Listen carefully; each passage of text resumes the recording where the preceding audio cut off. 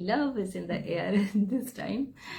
वैसे भी एक मतलब 14 फरवरी को छोड़ के भी, वैलेंटाइन डे को छोड़कर भी अलग भी रख दें उसे, तो भी हमारा पूरी धरती इस समय ब्लूम कर रही है। हर पत्ता, हर फूल खिलने वाला है, वसंत आने वाला है। तो यही कहानी निश्चित हुई, जो एक प्रेम पर आधारित कहानी है। मित्रों, मैं सुनाती हूँ। कहानी का नाम है नीडी। शुरू करती हूँ। आप यहाँ? नीरू दीदी को अकस्मात ही अपने गांव में देखकर वो विस्मित हो उठे। नीरू दीदी ने दृष्टि उठाई तो प्रश्नकर्ता को क्षण भर में पहचान कर बस देखती ही रह गई, और उनकी खुद की स्थिति भी प्रश्नकर्ता की तरह ही हो गई। मेरे विषय में जानने की इच्छा है, लेकिन ये कहानी थोड़ी सी लंबी है वंदना जी। अगर मैं अपने विषय में बताती हूँ, लास्ट में बताती हूँ, फिर पहले कहानी पढ़ लो। आप बताएं मुझे।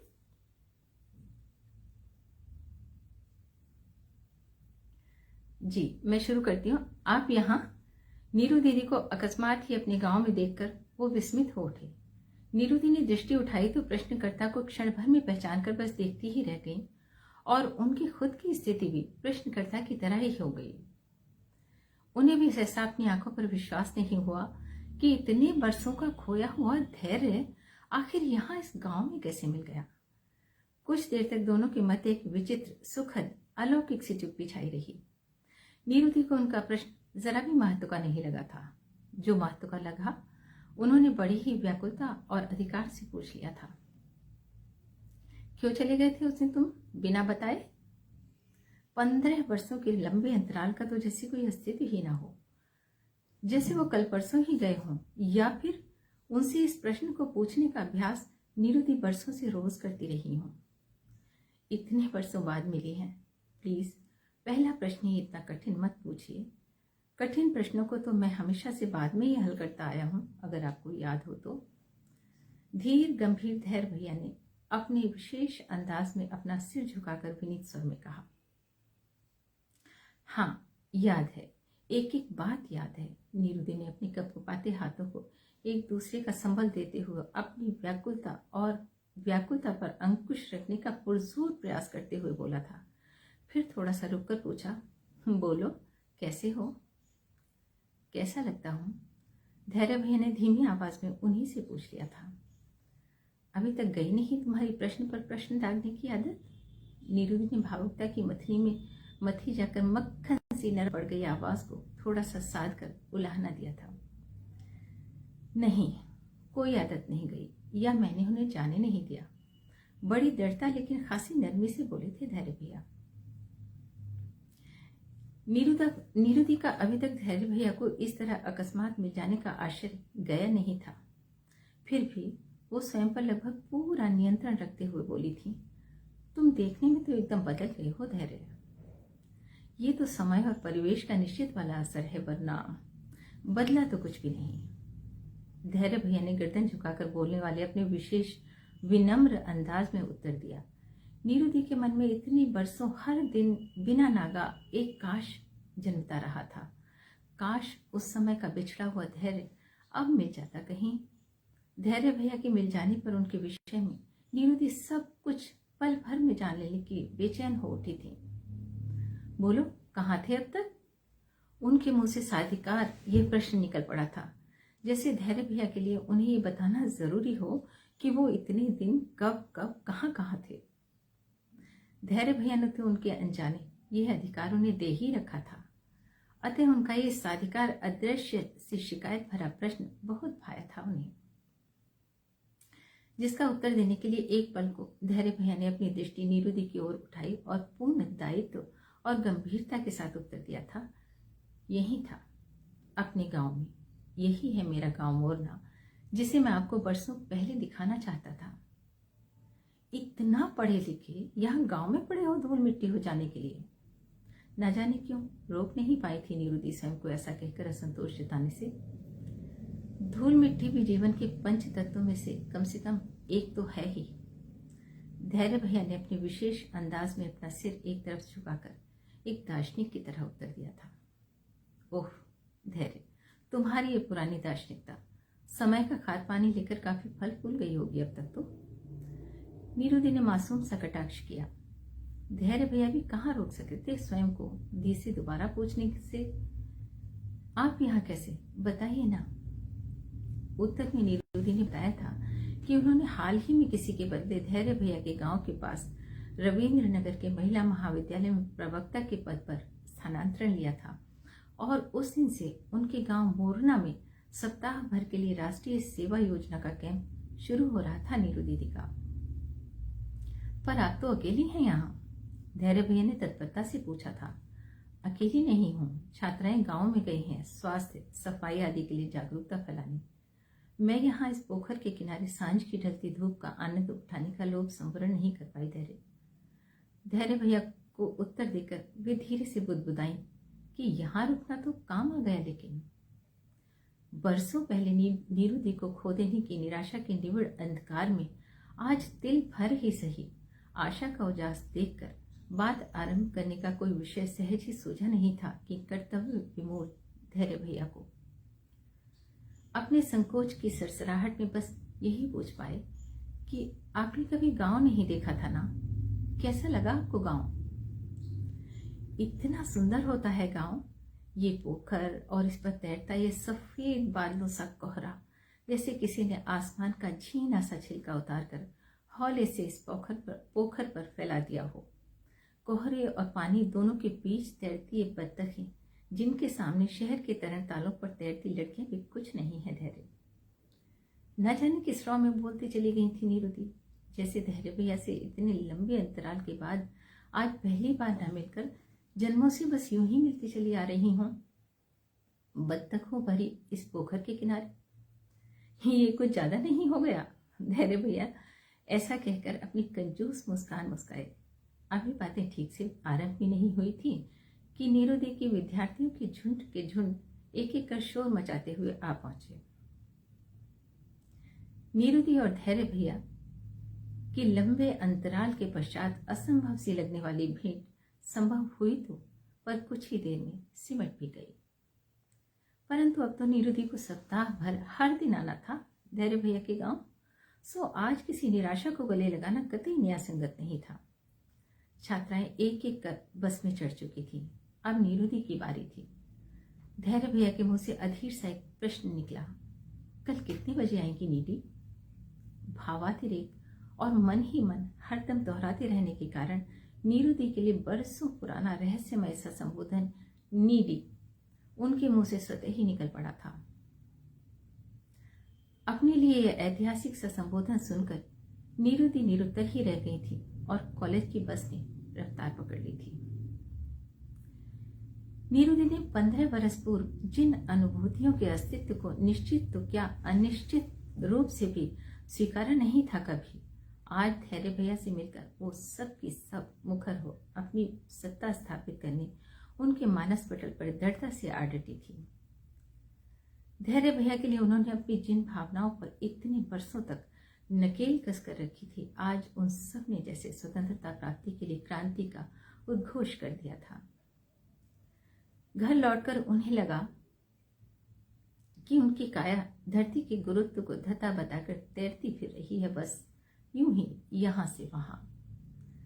हृदय बार बार हिलोरे ले रहा था। उस दिन नीरू दी का कोई एक पल भी उनके खुद के साथ नहीं बीता था। वो तो बस डूबी रही थी धैर्य भैया की गहरी काली आंखों के सम्मोहन के अथाह समंदर में। जब जरा सी उसकी सतह पर आती तो बरसों पुरानी सब यादें एक एक कर कोमल कोपलों से अजात खुलने लगती। दूर किसी गांव से शहर पढ़ने के लिए आए धैर्य भैया 11वीं कक्षा में थे जब वे नीरू दी की अंतरंग सहेली सुधा दी के भाई राजू भैया के साथ उनके ही कमरे में पेइंग गेस्ट की हैसियत से रहते थे। परिवार में पूरी तरह घुल मिल गए थे वो शालीन से ग्रामीण, कुछ दार्शनिक से, आधे गंभीर आधे वाचाल से किशोर धैर्य भैया। सुधा दी और नीरू दी ने उस बरस MSc मैथ्स करने के बाद PhD में रजिस्ट्रेशन कराया था। राजू भैया धैर्य भैया ने इंटर के साथ साथ इंजीनियरिंग की परीक्षा दी थी। दोनों एक से बढ़कर एक प्रखर बुद्धि के थे। पलक झपकते ही नीरू दी सुधा दी की बड़ी कक्षा के प्रश्नों को भी हल कर देते। अतः चारों का संवाद आपस में बना रहता। बड़ी बड़ी हिरनी सी आंखों वाली, सामान्य कद काठी वाली, गेहुआ रंग की नीरू दी जैसे ही सुधा दी के घर में प्रवेश करती, धैर्य भैया के शब्द किसी खोह में जादू बकते। परंतु उनकी गहरी काली आंखों में खुशी की जगमगाहट किसी और को ना सही, मुझे तो साफ साफ दिखाई देती थी। वो कम ही सही, पर जितना भी बोलते हमेशा के लिए दिल की भीतरी तह तक समा जाने वाला बोलते। उनकी छोटी वयस की बड़ी समझ पर नीरू दी आश्चर्य में भरकर जब अपनी बड़ी बड़ी आंखें उठाकर उनकी ओर देखती, तो वो संकोच से भरकर अपनी आंखों के साथ साथ धीरे से अपनी गर्दन भी झुका लेते। पर जब कोई बात कहनी होती तो तपाक से कह भी देते। लेटे लेटे नीरू दी को वह दिन याद हो आया जब सुधा दी के पापा उनकी बड़ी बहन के लिए कोई लड़का देखकर लौटे और उनकी माँ से बड़े निराश होकर बोले थे, राजू की माँ, ये लड़का तो हमारी उर्मी से उम्र में छोटा निकला। सो वहां भी बात नहीं बन सकी। तब धैर्य भैया तुरंत बोल पड़े, क्या फर्क पड़ता है अंकल जी, किसी एक को तो छोटा होना ही पड़ता है। जिसके उत्तर में सुधा दी की मम्मी ने नाराजगी से राजू भैया को संबोधित करते हुए कहा था, राजू अपने कमरे में जाओ, अब तुम दोनों जाओ, पढ़ लो जाकर। और वो दिन जब नीरू दी सहित सुधा दी की कई सहेलियां गांव के विषय में बातें कर रही थीं और नीरू दी ने यूं ही कह दिया कि मैंने कभी कोई गांव नहीं देखा, मेरा बड़ा मन है गांव देखने का। उनकी बात सहेलियों के बीच तो शोरगुल में गुम होकर रह गई थी, पर उनका कहा एक एक शब्द दूर बरामदे में ट्यूशन के लिए लेट हो रहे जल्दी जल्दी जूते के फीते बांधते धैर्य भैया तक निर्बाध पहुंच गया था। अगले दिन धैर्य भैया ने नीरू दी से कहा था कि आप गांव देखना चाहती हैं ना, मैं दिखा सकता हूं आपको अपना गांव मोरना। धैर्य, इतने शोर में इतनी दूर से तुम्हें मेरी आवाज सुनाई कैसे दे गई? नीरू दी ने आश्चर्य में भरकर पूछा था। धैर्य भैया ने अपनी गर्दन एक तरफ झुकाकर उनकी ओर देखे बगैर धीमी लेकिन स्पष्ट आवाज में कहा था कि जब आप बोलती हैं तो आपकी बात के सिवा मुझे कुछ और सुनाई ही नहीं देता। उस दिन नीरू दी को निशब्द होते और अपने दिल से खुद झगड़ते हुए मैंने स्वयं देखा था। मुझे सामने देख उन्होंने सहज होकर कुछ बोलने का असफल प्रयास भी किया था। अरे हाँ, मैं कौन? मैं सुधा दी की माया चाची की बेटी निया। उस पूरी रात नीरू दी अपनी अनगिनत यादों के धागे बुनती और उधेड़ती रही। पकी वयस की बीच राह पर खड़ी नीरू दी के मन में जैसे किसी किशोरी की बेचैन अनुभूतियां आ समाई थी। तभी तो सुबह से ही धैर्य भैया से मिलने के लिए कैसा अकुला उठा था उनका मन। गांव में राष्ट्रीय सेवा योजना के कैंप का दूसरा दिन था। धैर्य भैया फिर वहीं मिले थे नीरू दी को, बत्तखों से भरी पोखर के किनारे। माघ के घने कोहरे को भेदने की मशक्कत करती मरियत धूप के साथ। धैर्य भैया की स्निग्ध त्वचा पर चढ़ा गोरा रंग गंवई वातावरण में उनकी आयु के समानांतर चल तांबई रंग की प्रौढ़ता उड़ चुका था, परंतु उनकी गहरी काली किशोरी आंखों का सम्मोहन गत 15 वर्षों में अपने आप को तराश कर और भी जीवंत हो उठा लगा था नीरू दी को। छात्राएं गांव में जा चुकी थी। नीरू दी और धैर्य भैया वहीं पोखर के किनारे कैंप के टेंट के बाहर पड़े मूढ़ों पर बैठ गए। चुप्पी धैर्य भैया ने तोड़ी। इस गांव में जागरूकता फैलाने के लिए आपको कुछ मिलेगा नहीं, कहकर वे थोड़ा सा मुस्कुराए। बड़े ही सामान्य तरीके से बोले थे वो। नीरू दी उनके इस तरह बोलने पर उनकी तरफ देखकर यही सोच रही थी कि यह पुरुष अपनी भावनाओं को किस कदर अपनी मुट्ठी में कस सकता है, जबकि मैं स्वयं चाहकर भी कोई एक शब्द मुंह से निकाल नहीं पा रही। जैसे जकड़ लिया हो किसी ने मेरे शब्दों को। कभी सोचती कि धैर्य को अब मुझसे पहले जैसा प्रेम रहा ही कहाँ होगा, जो उस पर भावनाएं इस कदर हावी हो जाएं जैसे मुझ पर हो रही हैं। उसका तो अपना घर संसार होगा, मेरा अस्तित्व तो बचा ही कितना होगा अब उसमें। धैर्य भैया के अगले वाक्य ने उनकी तंद्रा तोड़ी। इतने वर्षों से यहां जागरूकता ही तो पैदा कर रहा हूं मैं। नीरू दी की प्रशंसात्मक दृष्टि उन पर गई तो उन्होंने अपने परिचित अंदाज में सिर एक तरफ झुका लिया। नीरू दी उनके विषय में सब कुछ जान लेना चाहती थी, अतः उन्होंने अपने शब्दों की जकड़न को जबरन खोलकर धीमी आवाज में ही सही धैर्य भैया पर प्रश्नों की झड़ी लगा दी। परिवार के साथ रहते हो यहाँ? सबसे पहले यही पूछा था उन्होंने। शायद परिवार का होना या ना होना उनके लिए सबसे महत्व का था, अतः वही सबसे पहले जान लेना चाहती थी। हाँ, संक्षिप्त उत्तर दिया था धैर्य भैया ने, और नीरू दी की जिज्ञासा प्यासी की प्यासी ही रह गई थी। अतः फिर दूसरा प्रश्न परिवार से ही जुड़ा पूछ लिया था उन्होंने। परिवार वालों को गांव में रहने से कोई इतराज नहीं? नहीं। उनका फिर से संक्षिप्त उत्तर नीरू दी की जिज्ञासा शांत नहीं कर सका था, पर अब नीरू दी परिवार पर और अधिक प्रश्न पूछने का साहस नहीं जुटा सकी थी। अतः उन्होंने विषय बदलकर पूछा था, तुम्हारी एनवायरमेंटल इंजीनियरिंग का क्या हुआ धैर्य? वो तो तभी हो गई थी 4 बरस में, धैर्य भैया ने सहजता से उत्तर दिया। हमेशा गांव में ही रहने का विचार है? नीरू दी को कुछ और नहीं सूझा तो बस यही पूछ लिया। आपकी इस प्रश्न का उत्तर तो काल के गाल में ही है बस, क्योंकि मैंने तो यहाँ इतना रहना भी प्लान नहीं किया था। धैर्य भैया के उत्तर में उनकी दार्शनिकता फिर से उभर आई थी। ऐसी ही कुछ अस्तित्व में आई और अनेक अनकही रह गई बातों में मार्ग की उस मर्याद धूप को सांझ ने जल्दी ही अपने डैनों में समेट लिया। शहरी कारवां कल फिर आने के लिए वापस लौट गया, परंतु अगले 4 दिनों के लिए धैर्य भैया को पर्यावरण संबंधी किसी बैठक में भाग लेने जाना था। अतः उन 4 दिन नीरू दी से उनका मिलना संभव नहीं हो सका।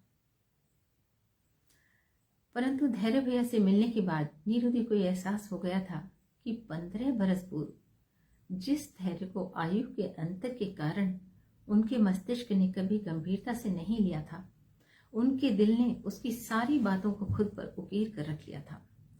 साधारण से साधारण घटना भी जैसे सुरक्षित थी उनके हृदय के स्पंदनों में, और उन्हीं की तरह थी निरंतर भी। नीरू दी कैसे भूल सकती थी जब उनके विवाह की बात चल रही थी तो धैर्य भैया कितने अधीर होकर बोले थे, आप इतनी जल्दी कर लेंगी शादी? माँ बाबूजी कहेंगे तो करनी ही होगी, नीरू दी ने कंधे उचकाते हुए तपाक से उत्तर दिया था। पर कहते हैं ना कि इंतजार का फल मीठा होता है, धैर्य भैया ने मासूमियत भरी गंभीरता से कहा था। हाँ, जरूर होता होगा, पर क्यों और किसका करूं इंतजार? कहकर नीरू दी धैर्य भैया की भावना को निर्ममता से खारिज करती हुई बड़ी जोर से खिलखिलाकर हंसी थी और सुधा दी के साथ चाय बनवाने किचन में चली गई थी। धैर्य भैया शब्दों का सहारा कम ही लेते। हाँ, अपनी काली आंखों की तेज धार से तराश कर अनकहे शब्दों को शालीनता में लपेट कर जब हौले से नीरू दी की ओर उछाले तो बिना रुकावट पल में मनचाहा सब कुछ कह जाते। नीरू दी से 5-6 बरस छोटे, नई नई कोपलों से मुलायम दाढ़ी मूछों वाले कोरे कोरे से किशोर भैया आखिर उनसे क्या कहना चाहते थे, वो बेचारी भी निश्चय कैसे कर पाती? अगर निश्चय कर भी पाती तो भी किस बिना पर स्वीकार करती उनके उस अनकहे अल्लड़ प्रेम को? क्या पता बड़े होकर उनके भविष्य और चरित्र दोनों का ऊंट किस करवट बैठने जा रहा था।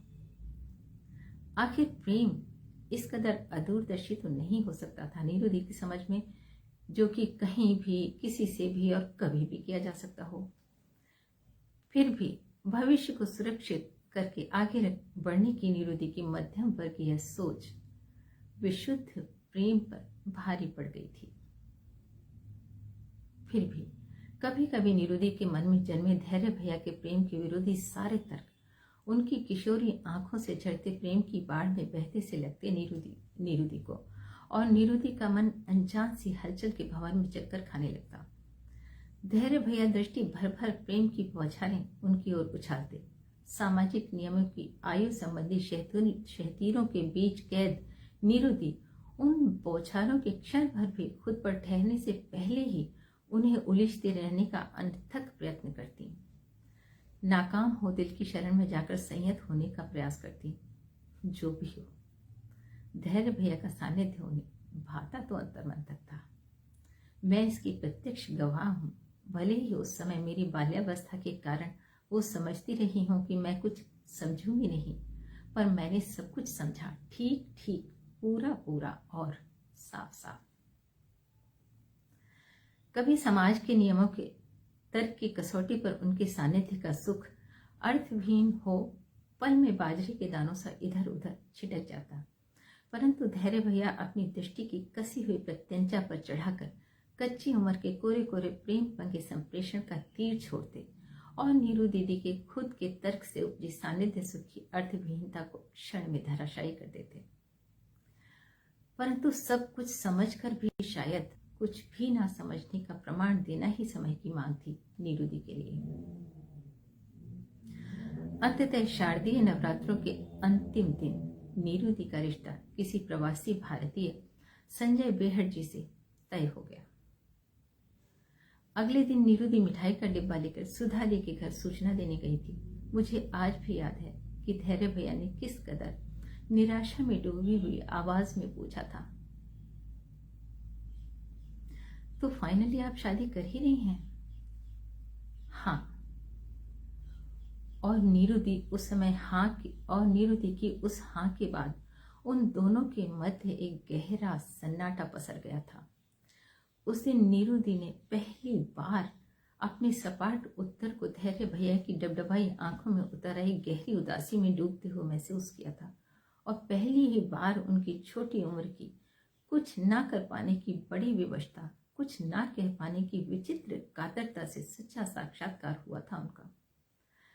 उस दिन शायद पहली ही बार नीरू दी के मन के साथ मस्तिष्क ने भी धैर्य भैया को गंभीरता से लेने का पूर्णतः अनौपचारिक आग्रह किया था, पर अनजानी सी घबराहट से डरकर उन्होंने अपनी दृष्टि को धैर्य भैया के चेहरे से बड़ी शीघ्रता से अलग किया था और उनके सामने से मिठाई का डिब्बा भी हटा लिया था, कुछ ऐसे जैसे उनके दुख में उन्हें मिठाई खिलाकर उनकी वेदना का मखौल उड़ाने का दुस्साहस नहीं करना चाहती थी वो। जिस दिन नीरू दी की गोद भराई की रस्म थी, उसके अगले दिन धैर्य भैया ने बिना किसी को सूचना के सुधा दी का घर हमेशा के लिए छोड़ दिया था और नीरू दी को वो सब कुछ कह दिया था जो वो वहां रहकर कभी कह नहीं सके थे। उस दिन स्वयं नीरू दी भी कितनी अधीर हो उठी थी उनसे बस एक बार मिल लेने के लिए। मुझे याद है उन्होंने उस दिन सुधा दी से 10वीं बार कहा था, सुधा, धैर्य को एक बार मिलकर तो जाना चाहिए था ना, ऐसे कैसे जा सकता है कोई। कितनी उखड़ी उखड़ी रही थी उसके बाद महीनों तक। अक्सर वो राजू भैया के कमरे में जाकर धैर्य भैया वाली कुर्सी को सहलाने लगती, फिर यथार्थवादी होने की जिद लेकर जल्दी ही अपने विवाह की तैयारियां आरंभ कर दी थी उन्होंने। ये सब खुद देखा था मैंने अपनी 11-12 बरस की नासमझ आंखों से। तब पूरी तरह समझ में नहीं आता था कि धैर्य भैया नीरू दी को नीडी क्यों कहते थे, उनके सामने इतने चुप चुप से क्यों रहते थे, या नीरू दी की कही अनकही सब बातों को पूरी करने के लिए इतना तत्पर क्यों हो जाते थे। पर कुछ तो था उन दोनों के बीच जो मुझ नन्ही सी बच्ची को भी अलग सा लगता था, बहुत अच्छा सा। इस कहानी का धैर्य भैया के दोबारा मिलने वाला हिस्सा मुझे नीरू दी ने खुद बताया था पिछले बरस फोन पर बातें करते हुए। नीरू दी को वो दिन याद हो आया था जब संजय बेहड़ जी गोद भराई की रस्म कर अपना प्रेमहीन नीरस निर्भाव चेहरा लिए विदेश लौट गए थे। क्षण भर को भी तो उनकी तरफ देखा नहीं था संजय बेहड़ जी ने। विवाह के लगभग 2 माह पूर्व उन्होंने अपनी मजबूरी का खुलासा किया था कि विवाह के बाद लगभग 2 वर्ष तक वो नीरू दी को अपने साथ ले जा नहीं सकेंगे।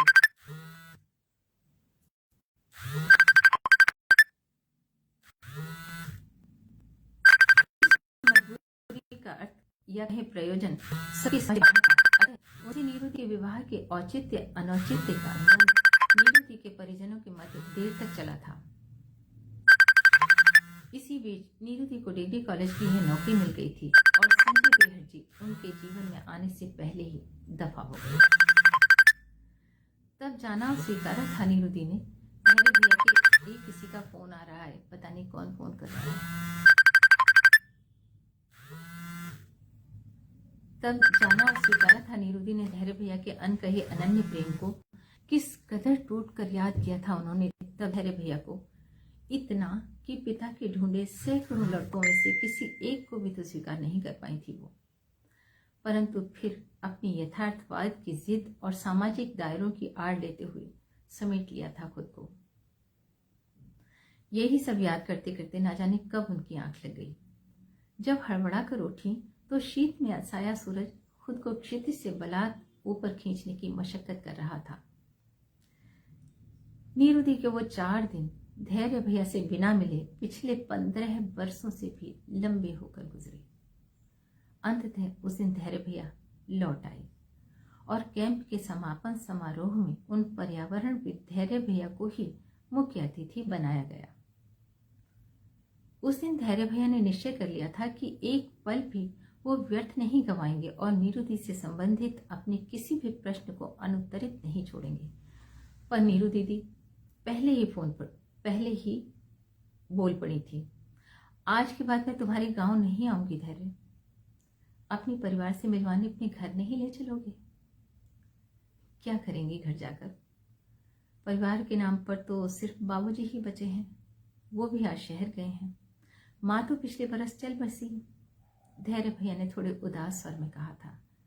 पत्नी और बच्चे? नीरुदी ने तेज हुई धड़कन को नियंत्रित करते हुए विचित्र सी उदासी, कुछ असंगत सी निराशा और घनीभूत उत्सुकता के साथ पूछा था। पत्नी और बच्चे वो कहां से आएंगे? धैर्य भैया ने उनकी ओर प्रश्नवाचक दृष्टि डाली थी। क्यों विवाह नहीं किया तुमने? नीरुदी ने सीने से बाहर उछलाए दिल को जबरन काबू करते हुए पूछा था। विवाह कैसे करता, बल्कि कहूं कि कैसे कर पाता? क्यों, सभी तो करते हैं। नीरुदी मुश्किल इतना ही बोल पाई थी। हाँ, करते तो हैं, लेकिन जिसके शुरुआती नियम ही इतने कठोर हों कि लड़की को हर हाल में लड़के से आयु में कम ही होना पड़ता हो, वरना तो रिश्ता अमान्य। इसके आगे वाले नियमों से मैं डर गया था निधि। नीरुदी का मन अनजान सी खुशी और आशा से खिल उठा था, इतना कि उन्हें स्वयं पर नियंत्रण रख पाना कठिन हो रहा था। उन्हें लगा कि बरसों पहले अनजाने ही उनके हाथों से छूट गई जीवन की लय का छोर एक बार फिर हाथ में आने वाला था। आप विदेश से कब लौटी? इस बार धैर्य भैया ने पूछा था। विदेश तो मैं गई ही नहीं, नीरुदी ने उत्तर दिया। तो संजय बेहड़ जी भारत आ गए थे? धैर्य भैया ने सहजता से पूछा। तुम्हें नाम याद है अभी तक संजय बेहड़ जी का? दी ने आश्चर्य प्रकट किया था, फिर गंभीर होकर बोली थी, नहीं, संजय बेहड़ जी भी भारत नहीं आए। इसका क्या अर्थ हुआ? धैर्य भैया ने उलझन भरा प्रश्न किया। यही कि संजय बेहड़ जी से मेरा विवाह नहीं हुआ। पर क्यों? वो तो बड़े पसंद थे आपको। धैर्य भैया ने नरम सा ताना मारा। हाँ थे तो, नीरुदी अतीत में डूबते हुए बोली। फिर बाधा कहाँ आई? इस बार धैर्य भैया का प्रश्न था। बाधा? नीरुदी थोड़ा रुककर बोली थी। बाधा आई तब जब गोद भराई करके जाने के बाद मुझे यहाँ भारत में ही छोड़कर जाते समय संजय बेहड़ जी की आंखों में मेरे लिए एक भी तो वैसा आंसू नहीं था जैसे अनगिनत आंसू देखे थे मैंने अपने लिए किसी की किशोरी कोरी आंखों में। धैर्य भैया की आंखें अब भी छलक आई थी। नीरुदी की बातें कुछ कुछ समझ जो आ रही थी उन्हें। वो कह रही थी जैसे वो मुझसे बिछड़ने के नाम पर एक पल भी मुझसे नजर नहीं मिला सका था और रो पड़ने के डर से भाग खड़ा हुआ था हमेशा के लिए मुझसे दूर, मेरी खुशी के लिए। संजय जी में ऐसा तो क्या, इससे मिलता जुलता भी तो कुछ नहीं था धैर्य। शायद यही बाधा आई उनसे मेरे विवाह में। तो और कोई? पूछते पूछते गला अवरुद्ध हो गया था धैर्य भैया का। इस बार उनकी अनुशासनहीन धड़कनों को अनसुना नहीं कर सकती थी नीरू दीदी। बहुत प्रयास किए थे माँ बाबूजी ने तो, पर किसी ने भी तो वो प्रेम संप्रेषित नहीं किया जो उस किशोर ने कर दिया था बरसों पहले ही अपनी कच्ची उम्र में। उसी ने यह भी कहा था कि इंतजार का फल मीठा होता है। सोचा अगर इंतजार का फल मीठा ही होता है तो क्यों ना इंतजार करके देख लिया जाए, कुछ एक बरस या फिर उम्र भर। एक उम्र आखिर होती ही कितनी है धैर्य? धैर्य भैया ने निशब्द रहकर डबडबाई आंखों से क्षण भर को नीरुदी की तरफ देखा। उन्हें अपने ग्रामीण समाज के आगे अपने आंसुओं को रोक पाना मुश्किल हो जा रहा था। नीरुदी बोले जा रही थी, नीरुदी थी कि बोले ही जा रही थी। वे कह रही थी, अनजाने ही मेरे नाना करते भी उस किशोर लड़के का अस्पष्ट सा कहा सब कुछ मन की न जाने किस अंतरंग पन्ने पर पूर्णतः स्पष्ट होकर अंकित हो गया था। और पता है धैर्य, उसका अनकहा तो और भी दृढ़ता से पसर गया था मेरे समूचे अस्तित्व पर। न जाने मन की किस कोटर में कब किसी निरंकुश की तरह सत्तासीन हो गया उसका वो धुला धुला साफ सुथरा संकोची सा लेकिन जिद्दी प्रेम, कि जिसने किसी और के लिए मेरे मन का सिंहासन कभी छोड़ा ही नहीं। अपने मन पर उसकी सत्ता का एहसास मुझे भी बड़ी देर से हुआ था धैर्य। खैर जाने दो, प्लीज कहती रहिए नीडी, मैं सुनते रहना चाहता हूँ अनंत तक। किसी तरह भरी भरी आवाज में इतना ही बोल पाए थे धैर्य भैया। ये नीडी क्या है बताओ ना धैर्य, नीरुदी ने किसी किशोरी की तरह लगभग मचलते हुए पूछा था। इस नीडी का नीरुदी के कुछ लेना नहीं, ना कभी था, जैसा कि राजू के घर वाले सोचते थे। ये तो अंग्रेजी के अक्षर नी यानी नीरू और अंग्रेजी कड्डी यानी धैर्य के आरंभिक अक्षर है नीडी। धैर्य भैया ने अपनी आंसुओं से भरी आंखों को पोंछकर स्वयं को संयत करते हुए रुके सकुचाते अपनी हल्की सी शरारत भरी मुस्कान के साथ बताया और आदत के अनुसार गर्दन एक ओर झुका ली। इस नीडी के रहस्य को खोलकर उन्होंने नीरुदी के कपोलों पर जैसे सूरज के आगमन की संदेश वाहिनी उषा की लालिमा को लापस रहा था। नीरुदी के शब्द पिघले पिघले अस्पष्ट से निकले, तुम भी अंधेरे। वो आज भी याद है क्या आपको? धैर्य भैया ने पूछा था। क्या? वही जो आपने एक बार सुधा दीदी से कहा था कि रास्ते में, बाजार में, मेले और मंदिरों की भीड़ भाड़ में जिन आवारा लड़कों को लड़कियां जानती तक नहीं, पसंद करने का तो सवाल ही कहा, वो उन्हें बड़ी बेशर्मी से यहाँ वहां छूकर चलते बनते हैं और कोई ऐतराज करने के लिए आगे नहीं आता। इसके उलट अगर लड़की की पसंद के किसी लड़के को कोई उसे जरा सा कोमल स्पर्श करते हुए देख ले तो लोग हंगामा खड़ा कर देते हैं। अजब औंधा समाज है। तुम कहाँ छिप कर सुन रहे थे ये सब, और अभी तक याद है तुम्हें धैर्य? नीरुदी ने आश्चर्य प्रकट किया। सॉरी।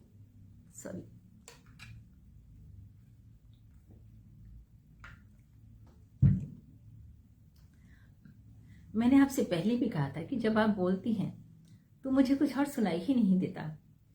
और आज ये भी बता दूं कि आपका कहा जो सुन लिया उसे मैं कभी भी भूल ही नहीं पाता।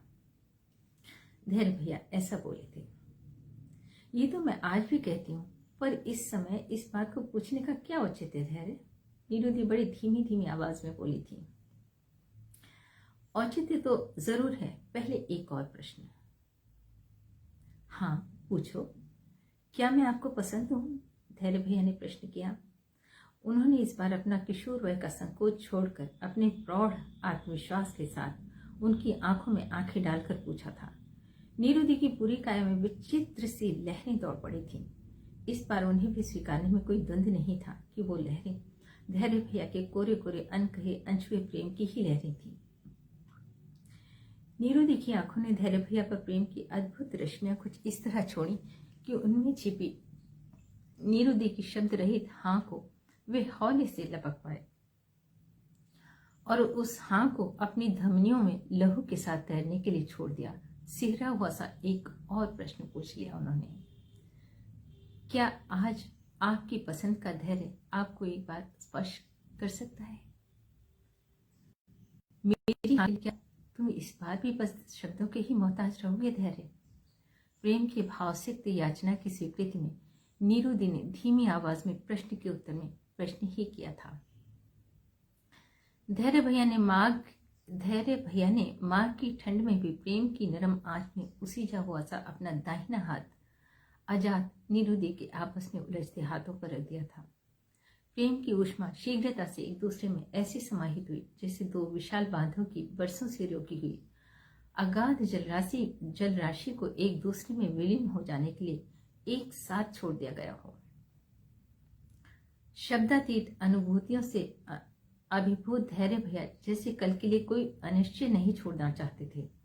संकोची स्वभाव और प्रेम के आधिक्य से धीमी हुई आवाज में उन्होंने फिर पूछा था, आज के अंतिम प्रश्न का उत्तर देंगी नीडी? प्रेम के मनोबोध से झुकी नीरू दी की गर्दन धीरे से ही हिल पाई थी। हाँ मैं। अब उम्र के इस पड़ाव पर मेरे इन कुछ कुछ पके बालों और बिना संवरे व्यक्तित्व के साथ आज भी गुड़िया सी दिखने वाली आपको देखकर कोई भी निश्चित तौर पर यह बता सकता है क्या कि हम दोनों में से कौन 5-6 बरस छोटा है और कौन 5-6 बरस बड़ा? अभिप्सित को पा जाने की अपार खुशी, इंतजार के बाद सचमुच ही मीठे पल का मिल जाना, जीवन के नीरस एकांत से छुटकारा, अपने लिए प्रेम में सराबोर अनन्य प्रिय को पा जाने का हर्षातिरेक, 38-40 की पकी वयस में अकस्मात ही श्वेत शाम से जीवन में प्रेम के अद्भुत अनगिनत मनभावन रंगों का छलक पड़ना, इस सब के बाद भी क्या नीरू दी का मन उसी पल में खड़ा रह पाया होगा धैर्य भैया के प्रश्न का उत्तर देने मात्र के लिए? या नीरू दी की प्रेम विहल अवस्था देखकर धैर्य भैया ही उनसे अपने प्रश्न के शाब्दिक उत्तर की अपेक्षा रख पाए होंगे? दोनों अवाक स्थिर जड़ चेतन से या चेतन जड़ से खड़े रह गए होंगे। बस मैं निश्चय के साथ कह सकती हूँ। मित्रों, कहानी खत्म हो गई। आपको कैसी लगी आप लोग मुझे बताइए।